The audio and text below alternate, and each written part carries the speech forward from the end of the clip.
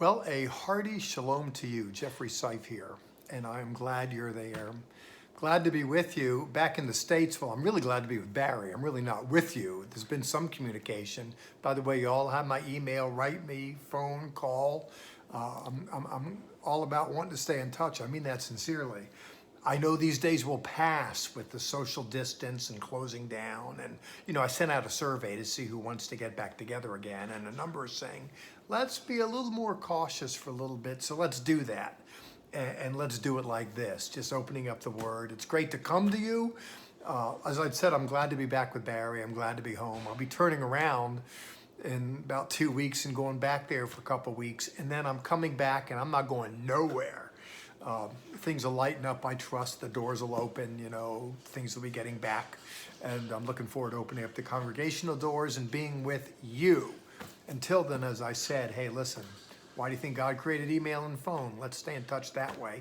And this way, too. I am looking this week with Jews the world over at the second Torah portion in the book Deuteronomy. Starts in chapter 3, verse 23, goes over to 7:11, no relationship to the store. I'm interested in chapter 4, and there's stuff here I just want to pound out.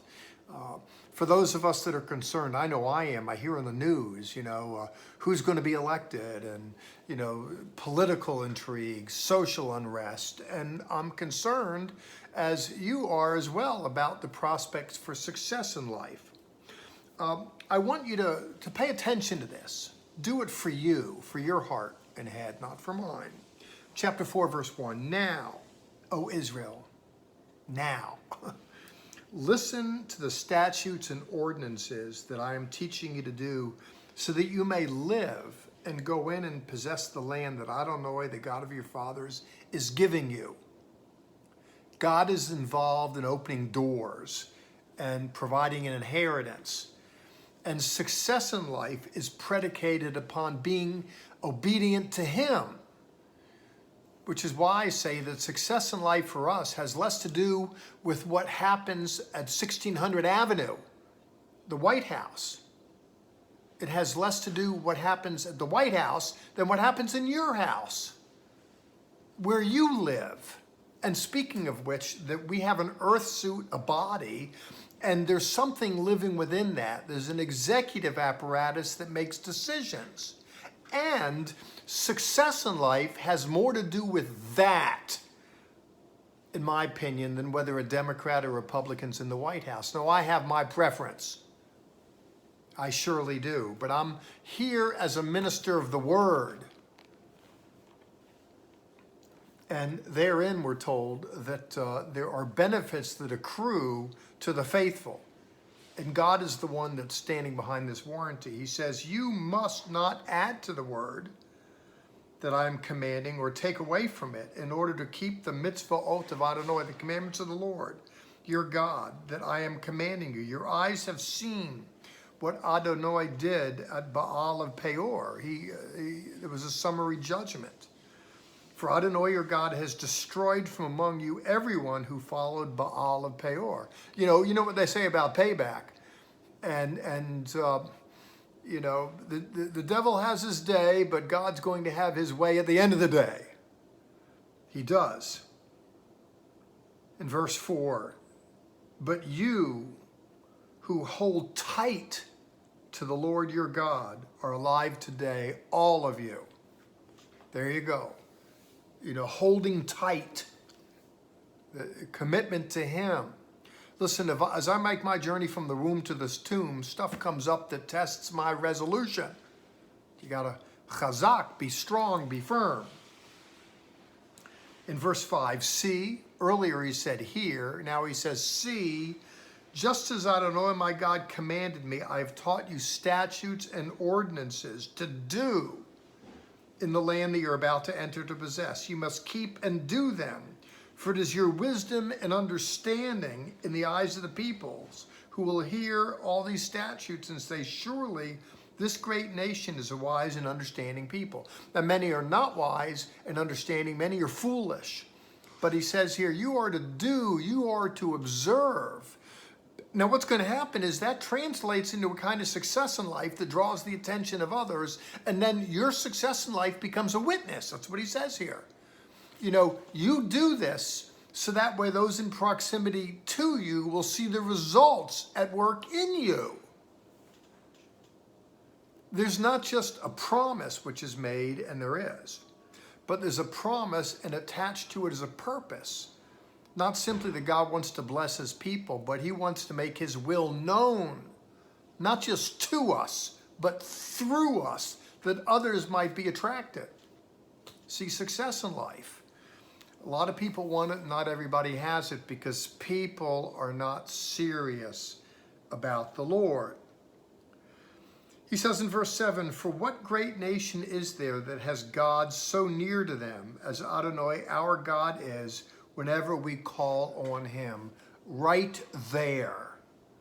We're talking about proximity. I am on the tail end of the first of half a dozen residential slots at Cambridge University, and I have to go back and forth and conversate with my tutor. And I sent an email to my supervisor yesterday morning, and I woke up this morning, was hoping there was a response. It wasn't. So I sent something else, and I'm hoping, of course, there's a 6-hour difference, but there's a kind of distance, and she's busy, and I'm not accusing her, my supervisor, of being sluggish. Arguably, I could have gotten the information to her sooner, but the point is we're separated by distance and various obligations. And understandably, she can't get to it that quick. That's the difference between her and God. Now, truth of the matter is I need the feedback of my supervisor to have success in a project that I have to turn in a week. That's a fact. It has me a little anxious. And there's distance. My point here is this author says that the source of success in life is within your grasp. He says here, "For what great nation has a God that is so near?" Many feel he's so far away, or God is 13 inches away and they only have a 12-inch reach. There's a sense in which people go about groping. They're kind of disoriented and lost. And, God, my God, why hast thou forsaken me? He says here, "For what great nation is there that has God so near to them as Adonai your God is, whenever we call on him?" The thing is, we don't always feel it. I got news for you. I'm under pressure. That is just the God's honest truth. At Cambridge, I'm wearing the shirt here at Cambridge, real proud of it. It's hard to get in, but I'm telling you, it's easier to get in than it is to get out. That is the God's honest truth. That is a class act at school, and it is hard. And the truth of the matter is, I'm working through a project. It is stress-producing. Because I'm not entirely sure the outcome. And there's a sense in which I'm walking by faith, doing the best that I can with it, step by step by step, trying to get through the other end. And I'll see the results. And by the way, the results, they grade so hard over there that, the grading score, it's successful, I was told, if you get between, you ready for this? A 64 and a 73, that's the range. Now, when I was in university at SMU, if I got anything less than a 90 on a paper, you might as well have flunked me. Well, I've long since abandoned that. It's just that tough. And the pressure is on. It's world class, and I want to perform. And you just kind of reach for it. You do the best you can with it. And you just believe that even though you don't feel it, my feelings range between panic attack, oh my God, there's such uncertainty. After I get my first marks back, then I'll feel a little better. At least have a better idea what they want and how they assess and what have you. But the point is that you don't always go by feelings. You just gotta get in there and do it and believe it. Not by feelings. What great nation is there in verse 8 that has statutes and ordinances that are righteous, like all of this Torah that I am setting before you today? And then he says in verse 9, "Be watchful and watch over your soul closely." I think watchful here harks to a sentry, being vigilant. A sentry, they're on a rampart, they're on a fortification, and the soldier is looking out into the night, making sure the enemy doesn't come. And this be watchful that you're not broken into. Jesus says as much. the house is broken into at the end of the day. And here too, be watchful and watch over your soul closely. And this is a problem. Most people don't care about the maintenance of the soul. They do a little bit of religion for weddings and funerals is good, I suppose, and maybe, to have a baby dedication. But really, religion doesn't hold a whole lot of utility in the way people manage their lives. It's great to build disciplines and to contribute to that. Now, I happen to live with a godly woman. That is just the God's honest truth. Barry is just the best kitty in the litter, period. I mean, oh my God, what a woman. Every morning we wake up and she's going to have a devotion and we're going to pray and take the Lord's Supper. And this morning we had a heartfelt, soulful conversation looking at a proverb, Proverbs chapter 30, and working through that, and then pivoting over to 2 Corinthians chapter 4, getting into the Word for soul care. I want you to listen to me. If the only Bible you're getting this week is this talk, I want to tell you something's wrong with you. How's that hitting you right between the eyes? I'm telling you it's not enough. It is not enough. That what you want to do is cultivate certain aptitudes. Because what happens is you get into the Word. Truth of the matter is, just in this morning's devotions, that, I was kind of reminded of the way I was sinning a little bit and needed to kind of retool something that I was involved in, because it kind of keeps the conscience sensitive. It awakens. We're talking about soul maintenance. And here this author says, be watchful. Be watchful. Now, watchful has to do with the present into the future, not the past. I don't have any eyes in the back of my head to see where I've been. I'm surrounded by books. I'm here in my study. These are places that I looked yesterday. It's not necessarily where I'm looking today and where I'm heading to tomorrow. There's a kind of watchfulness here that's encouraged. He says, be watchful and watch over your soul closely. So you do not forget the things your eyes have seen, and they slip from your heart all the days of your life. And that is exactly what happens. They're the problem with evangelical Christianity in just a few words. Oh yeah, I went to a Billy Graham crusade. I went forward, and then I dumped it. I got disoriented, got discouraged. I took steps toward the Lord and then quit walking toward Him and assumed the fact that I said a prayer back there is good to go. There's no watching over the soul. There's no commitment to standards. There's no commitment to standards, statutes, ordinances, nothing. I'm going to do my own thing my own way, and then when I get before God, I'm standing before St. Peter in the pearly gates saying, here I am. I spent 2 minutes at a prayer with Billy Graham 35 years before I died. Haven't been to a house of the Lord since. Well, you go ahead and convince Peter to honor your reservation. Here, and listen, who am I to say? I'm not judge. Saying, Jeffrey, who are you to say what's going to become of me in the afterlife? Okay, let's recalibrate. Never mind what's going to become of you in the afterlife. Let's talk about what's going to become of you in this life, because this is the way this writer is really oriented. The reason why I say that is Moses and the Hebrews just came from Egypt, and there they were making mummies and pyramids. It was all about the world to come. If you look at the Torah, it's all about now. I'll leave it up to the graces of a good God to decide what will become of you on the other side of the grave. But I'm telling you, if you don't obey these principles here in the literature, nothing good is going to become of you this side of the grave. And that's my principal point.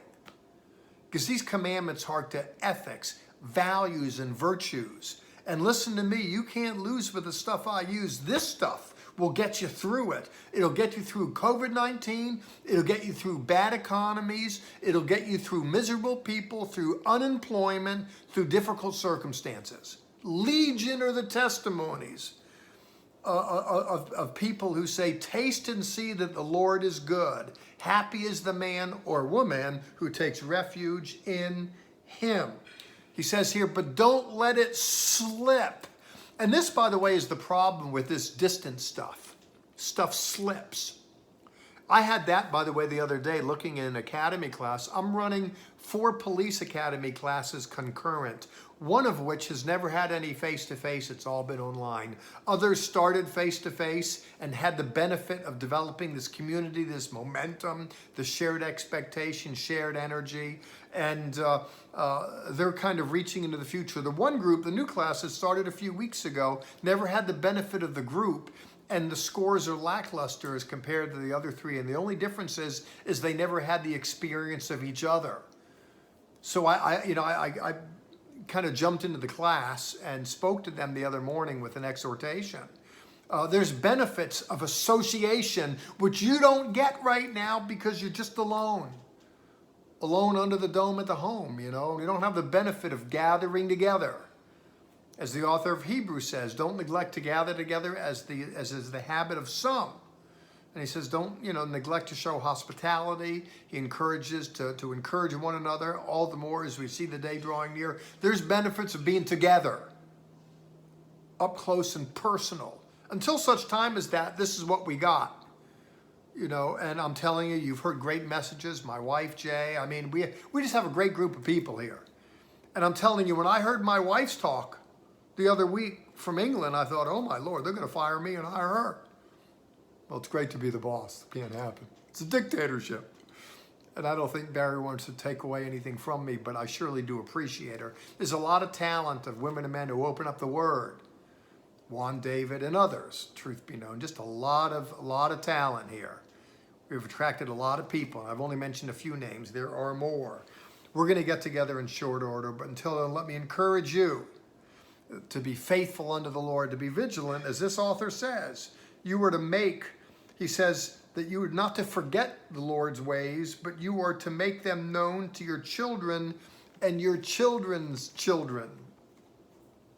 That we're not just to follow these as individuals, but to give voice to the fact that that's exactly what we're doing and telegraphing that within our webs of relationships. And that's another thing, by the way, many people don't do. When Jesus said, don't light a lamp and put it under a bushel, but let it be seen to everyone in the house. That's Jesus' way of saying what Moses is saying right here. Obey these principles. They're going to be bearing good fruit, paying great dividends, and this little light of mine, baby, I'm going to let it shine. By all means, do it, please. We live in a world today where hope is in very high demand, but very short supply. Let people know about the love of God, the grace of God, the benefits associated with following Him. Well, that's my word. I'm glad to get in front of you and give it. I wish I was doing it in person, but this is what we got right now. And thank you for giving me an opportunity to share. Speaking of giving, I was asked to do that. Of course, when we're in this separated state, giving is always down, and I don't want to lean on you. People can go to PayPal and on the website and find a way to do that if they want to. I just want to bless you and thank you for being with. And let me give you the Aaronic benediction as I close. I do it a million times, but I always like to look at it in Hebrew when I do it. I don't know why. I like my eyes to alight upon it. So just give me a second here, okay? You ready? Yivarecha Adonai v'yishmerecha, Ya'er Adonai panav elecha v'chunecha, Yisa Adonai panav elecha v'yasem lecha shalom. May the Lord bless you and keep you. And may the Lord make his face to shine upon you and be gracious unto you. And may the Lord lift up his countenance upon you and give you peace. God bless. Ciao.